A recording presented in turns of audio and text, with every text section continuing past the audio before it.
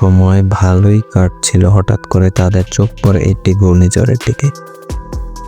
ঘূর্ণিঝড়টি আস্তে আস্তে বড় হয়ে যাচ্ছিল এবং সমুদ্রে থাকা একটি জাহাজের সাথে ধাক্কা লেগে আগুন ধরে যায়।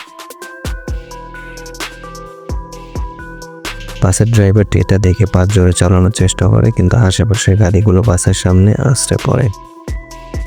সাগরে থাকা পানি এত উপরে চলে আসে যে বাসের উপর দিয়ে এসে রাস্তায় চলে যায়। বাসের সামনে কিছু পাথর ভেঙে পড়ে এবং বাসটি ব্রেক ফেল করে খাদের দিকে চলে যায় এবং গড়াতে গড়াতে খাদের নিচে পড়ে যায়।